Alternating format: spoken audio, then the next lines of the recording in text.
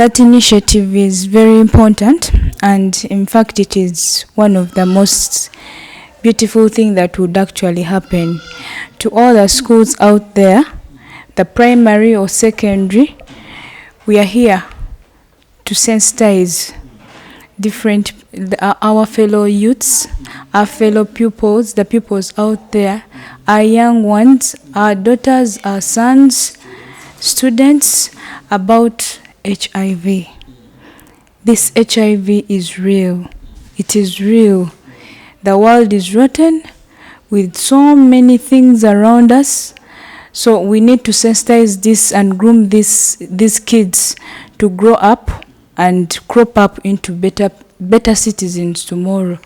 So to all the schools out there that are ready for this program, you can contact us on that number that you're seeing down there. It's for Alan Cruz. You tell us the day, then we will come and talk to those students. Yeah, and we'll be very privileged. This offer is very free. It is free of charge. We are doing it voluntarily. Akawuka kaluma. Mwana gwali eyo ku ssomero. Ojja kulimbibwa omuvubuka akufunisa olubuto future yefe. Oba n'omwana oyo gw'oli naye ku ssomero tomanyi status ye, wali toweekebeza. There are schools that are very free, mupatinga, so she what, ne mukola buli kimu. You're very free. N'abali ku campus, by the way, even campuses out there, your life is the most paramount thing you can ever have in life. Kye kintu ky'olina okukwata ng'egiraasi. Hold it tenderly. Your life is wealth. You can have no money but have health, have life, a good life. I mean a negative life. Obulamu bw'okubeerawo ng'oli ku ddagala si bwe bulamu bwe twalitambuliddemu, si bwe nayagala. Naye kubanga kyabaawo kati bwe ntambuliramu nsobola okubeerawo, nsobola okubeera mu bulamu, nsobola okubeera omulamu. Amen. Mwana gwali ku ssomero, genda ng'omanye ekikututte. Muzadde wo gy'atodde akasente, manya ekikututte ku ssomero. Omukutu Cruise exclusive kosinzidde okubanga ate otulabira. Allen Cruise gemanya ennyongera okwanirizaako yonna gy'otulabira. Webali nnyo okubeera ng'ate otulaba. Ennaku z'omwezi nga 8 Oktoba tuli ku Royal Regency. Twongera obbategeeza abantu b'e London nti tujja mu maanyi wakati Lydia Jasmine, Jos Tedde, Dr. Jose Chameleon, Daddy Andre, Wizo Manizo. Kigenda kubeera blood ennyo, kigenda kunyuma nnyo. It's a love session. Courtesy of Aunt Latifa and of course Aunt B, Asha Love, Julie. Ekintu kitambulira ddala bulungi. Bakyala mmekete bye bategese sheno okulabika ng'ate ebeera ddala ya mulembe malidadi saana. Kale olunaku olwaleero tuli wano mu maka g'omukyala Marus agatudde ku eka 10 ekitende wano wetusinzidde okubanga ate tukuweereza omukyala Marus Bridal Center agenda kuba yeyanjula. Tulina mukwano gw'abangi gwe twandiyise Anti Suzie oba muyise Suzie Cash nga bwe yeeyita ku mikutu ya Jimugatta bantu ate gwe tugenda okubeera naye ennaku z'omwezi nga 24 guno gwe nnyini tuli awo South Africa. Nze kamwa kwogera ngenda kujja South Africa guno omwezi gwe nnyini ate tuli ne His Excellence Bobby Wine tuli naye bulungi nnyo, bulungi ddala no. Ate ne Firebase Army yonna tugenda tambula nayo, manager John tutambule ne Nubian Lee. Kintu kigenda beera kya mulembe nnyo. Courtesy of Ali Mawale Promotions awo South Africa. Tugenda beera ku hotel bagita Sky Hotel Santon we tugenda okubanga tusinzira tulyoke tusasanire amawanga gonna gundi ebitu cities endala zonna. Kale n'olwensonga eyo munzikirize Marus abeere nga atatubuuzaako n'oluvannyuma ate tweyongereyo. Marus buuza ku batulaba. Abatulaba abalungi musiibye mutya, muli mutya? ono gumwogera naye ye Marusi Bridal Center ate ng'era yesenga w'abaala yesenga Marus Kawomera Mukwano asangibwa ku Anet Plaza second floor F11 ne S11 gwali eyo Mukwano atulaba abadde anyonya engoye ng'oli mugole jangu osasula miliyoni zo 2 zokka omugole n'ofuna engoye 3 metro n'afuna engoye 3 then ne ba maids ne bafuna set 3 bannange tubigaba paka December era abajja bakyajja tubebaza okujja mweyongera okujja tujja bawe ebintu ebirungi n'oba gwayagala odusookeramu tusobodde okutungisiza n'olusookeramu nammwe abali abagenda mu bufumbo nga temulina basenga osobola okujja era ku Marus Bridals oba ewasenga Marus ne tujja ne tukubuulirira ku bridal shower yo Mukwano ne tukubuulira nga gwe omwana ow'obuwala n'ogenda mu bufumbo nga tukuteeseteese bulungi. Enamba yange eri 0782 60 85 05 oba osobola okukozesa ya Airtel eri 0702 60 85 05. Kale anti Suzie buuza kuba tulaba abantu bamanyi naani ono eddoboozi lye bawulira omukyala asinga okunyirira Kampala wano obudde buno bwe twogerera. Abalungi abali eyo balamusiza bannyabo ne basebo mwasibye mutya mwalidde nze ndi bulungi era mbagala nnyo mbadde mbamisinga nze Kashiringi Susan niye mbadde bamisinga iye mbadde mbamisinga. Wow. So tuline Suzie bangi mwabadde mumbuuza mu comment section ngamba laba mu commentinga Alan Suzie ali atya but ndowooza Maru obudde buno ndowooza wetaaga otubuulira gwe nga siba ne Suzie ali mu mbeera ki ali atya ebintu bitambula bitya wano. Abalungi abatulaba Suzie era nga mulaba uyanyirira nemba soogedde kaskini kaako Suzie kati yeeyogerera mu abali abatulaba kaskini ka mulembe talinaako katulututu wadde talinaako kannya wadde ku ttama olususu gwekwata ku ttama lya Suzie bwoti olirabe bwe lirebera bwoti oliraba sitolinyenya nnyo naye oliraba kasikini okalaba n'obusige bwenyeenya bwa Suzie tojubisa nnyo kintu naye nga Suzie ekintu kyakozesa ku feesi ye alina ka scrub kakozesa kamukole olususu bulungi nnyo alina ka chocolate soap ebyonna byonna biri wasenga Marus ne ka chocolate oil kyobanga olususu lwe lulabika bulungi ate ye muntu ayagala ebirungi ndoza kalipshin mukalaba kakozesa kenkozesa nakamuleetera yanga njagala nga ogumwagwe guli naguganga njagala gubeere era ava kwekolako ne ka makeup oba okalaba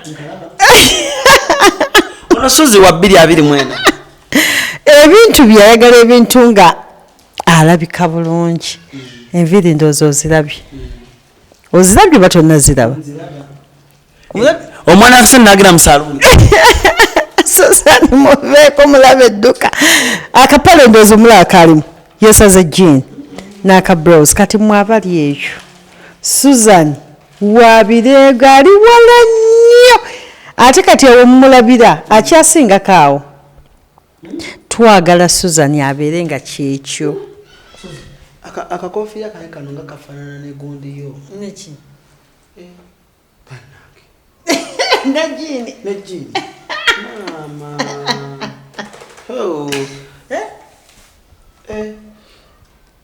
naye nga bambi twebaza mwenna bambi mwebale nnyo mwebale kubeera na mutima mulungi mwebale kwagala Susan mwebale kwagala Abudu nange mwebale kunteekamu bwesigu era abalenge nakubuuza omwana wa Suzie ali atya bannange nkulageko ku kifaananyi ekyabudu naye musanze wa tomebe nga yes ng'atudde awo muleete Abudu yebase sooka omuleete Abudu anyirira bulungi nnyo nnyo nga wokiwulira alya anywa talina buzibu naye nga ekizibu ekiriwo kale nti kyamata naye mba nga nfunyeyo akasente ne tugagula yes tugagula nengula emikebe egiwerako oba ebiri ne gibeerawo buli kimu era Susan oyo yabiraba nanga maama weebale okitegeera naye nga bambi tubeebaza mwenna kuba abantu si bangu okugaba naye bambi abantu tweyanziza bambi okulaba nti batuuka ku eryo essanga bali bwe batyo nga balabika bulungi banyirira ye mukwano sokompe Abdul Suzie omira eddagala lyo bulungi ye mmira eddagala lyange bulungi ye era results zange zabayo nga nnungi this time around nebaza Katonda kubanga era Katonda yanyambye okutuuka wano eno Katonda anzijukiza nembeera nga nkimanyi nti saawa emu nina okumira nina okwejjukiza zakumyo nga bagamba kyabasawo nga bagamba TB wange akenderedde ddala kati ndi ku feezi ndala ate nemba nga nyongeddeko kilozi nga ne kilozi eyongeddeko okwongerako kilo 3.5 si kyangu era nkwebaza nnyo maama ondiisiza onyweseza teyekkaanya banaye bantu mwe musigale nga mwagira maama mumuwagire nsobole okubeera obulungi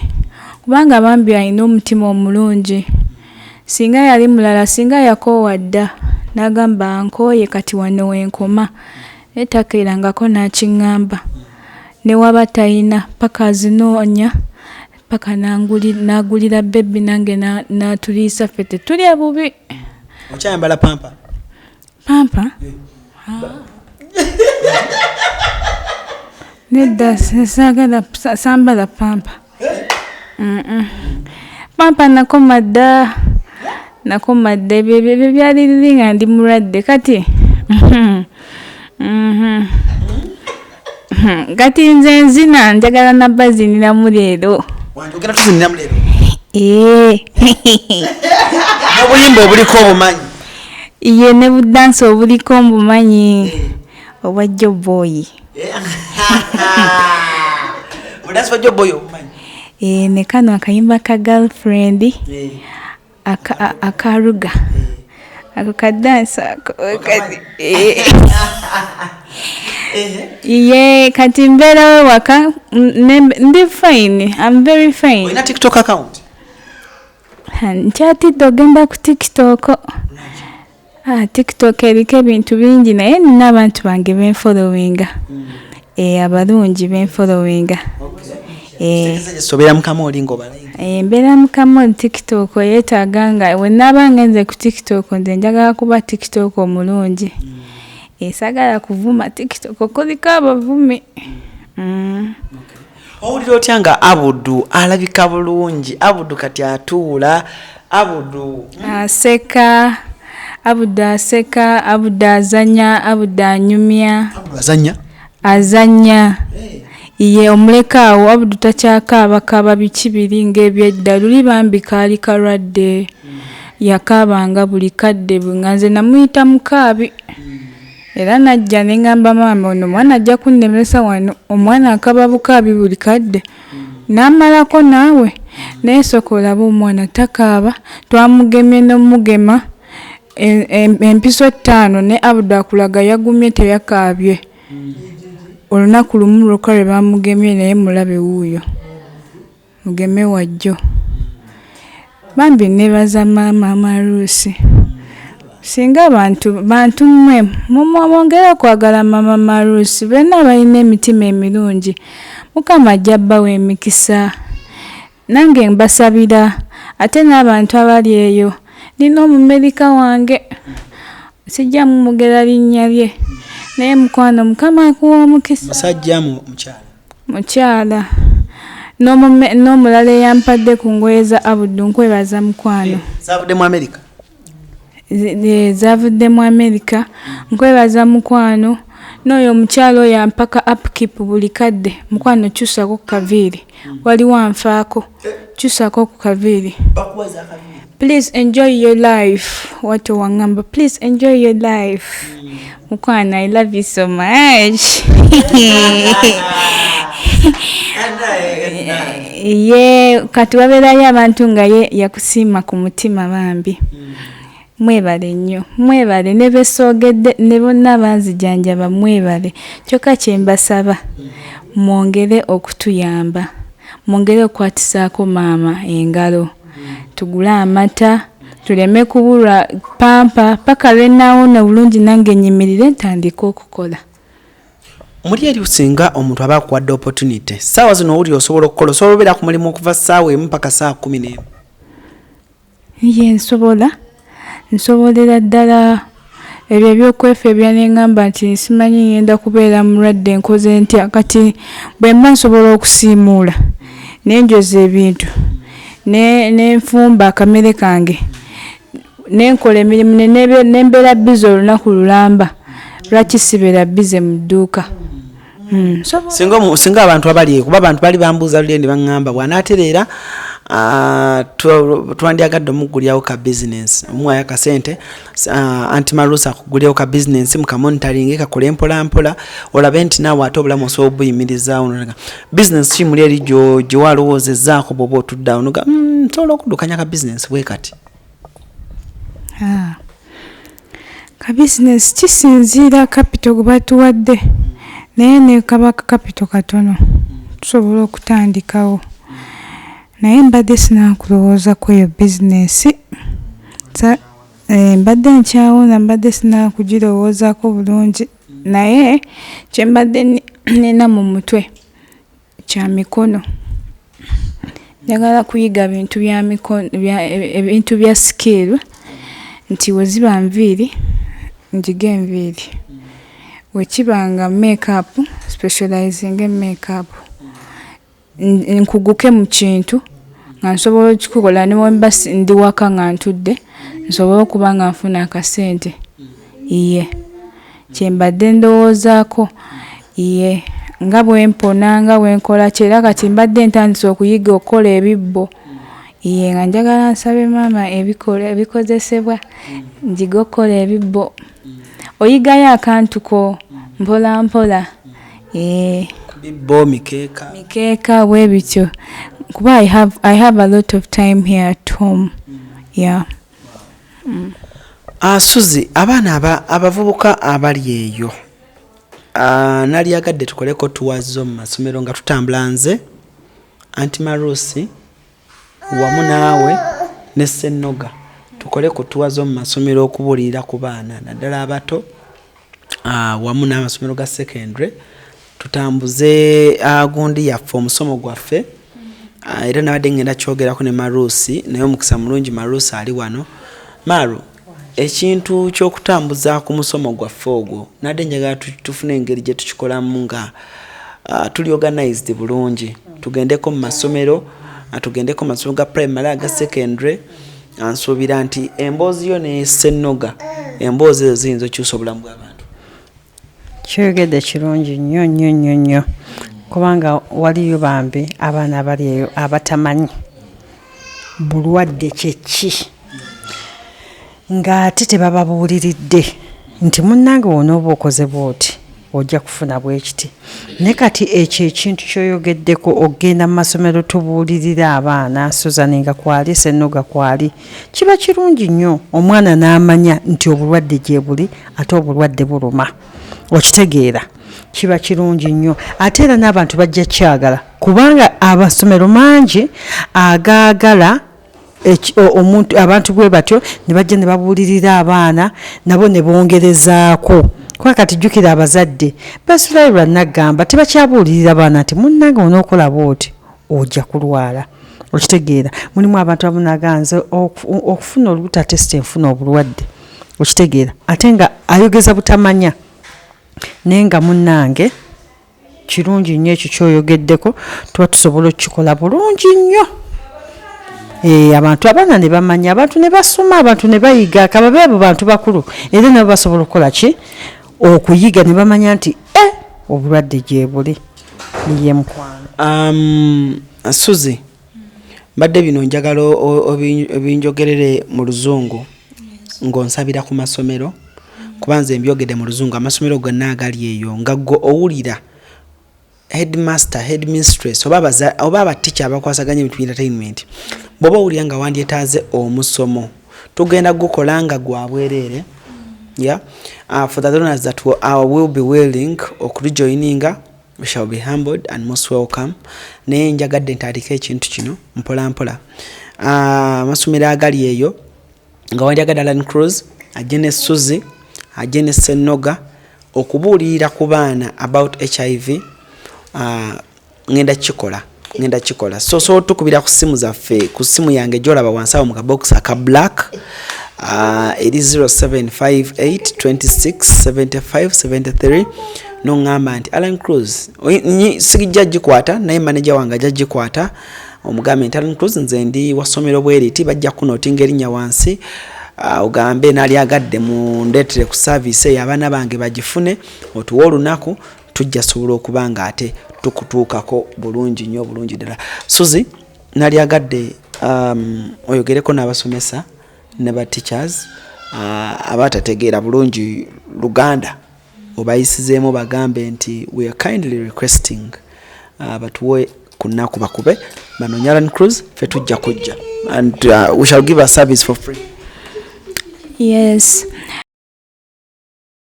that initiative is very important, and in fact it is one of the most beautiful thing that would actually happen to all the schools out there, the primary or secondary. We are here to sensitize our fellow youths, our fellow pupils, the pupils out there, our young ones, our daughters, our sons, students about HIV. This HIV is real. It is real. The world is rotten with so many things around us. So we need to sensitize this and groom these kids to grow up and crop up into better citizens tomorrow. So to all the schools out there that are ready for this program, you can contact us on that number that you're seeing down there. It's for Alan Cruz. You tell us the day, then we will come and talk to those students. Yeah, and we'll be very privileged. This offer is very free. It is free of charge. We are doing it voluntarily. And to all the donors or supporters that want to support this, please come in. You're welcome. Yes. So ladies and gentlemen, abaana mwenna abali abatulaba nali agadde Suzie abampereyoko ebigambo nga bikulu nnyo mu bulamu bwammwe kubanga abamu mubadde mu holiday, abamu mwebase na buli musajja, abamu temufaayo ku bulamu bwammwe, abamu buli kimu kitwala nga less party, leka tunyumirwe, abamu mukitwala nti sleeping with a man, this man, the other man, mukitwala nti kintu kiri so cool. But Suzie, baako nekyogamba abavubuka naddala abaana abato abali eyo kuba kati at least gwe ozzeeko engulu, Mukama akwadde chance ey'okubiri, osobola otunuulira omwana bw'oti n'ogakalira omwana oyo, but baako ebigambo by'obagamba. Abantu abali eyo sijja gamba baana bokka, n'abantu abakulu abali eyo, buno obulwadde bwe tubwogerako yes, naye obulwadde buluma. Nze akugamba nakitestingako, signs zaabyo byonna nabiyitamu, era njagala nkubuulire nti ensi gye tuyitamu era gye tutambuliramu si ensi gye waalibaddemu ng'olina akawuka kaluma. Mwana gwali eyo ku ssomero ojja kulimbibwa omuvubuka akufunisa olubuto, future yeefe. Oba n'omwana oyo gw'oli naye ku ssomero tomanyi status ye, wali teweekebeza. There are schools that are very free, mupatinga, so she what, ne mukola buli kimu. You're very free. N'abali ku campus, by the way, even campuses out there. Your life is the most paramount thing you can ever have in life. Kye kintu ky'olina okukwata ng'eggiraasi. Hold it tenderly. Your life is wealth. You can have no money but have health, have life, a good life. I mean a negative life. Obulamu bw'okubeerawo ng'oli ku ddagala si bwe bulamu bwe twalitambuliddemu, si bwe nayagala. Naye kubanga kyabaawo kati bwe ntambuliramu nsobole okubeerawo, nsobole okubeera mu bulamu, nsobole okubeera omulamu. Amen. Mwana gwali ku ssomero, genda ng'omanye ekikututte. Muzadde wo gy'atodde akasente, manya ekikututte ku ssomero. Ate teweesiga muntu yenna. Gwe musawo w'obulamu bwo nambeegi. Bw'omanya ekyo, abalala bonna balwadde. Abalala bonna balwadde. Tuwe kwa example, Suzie, wewe wakolera ensobi mu bulamu. Era gwolowooza wewe wakolera ensobi eyo gy'ogamba omwana n'ogamba like me nakola ensobi bwenti. Maybe that's why I'm here. Katukomewo katono.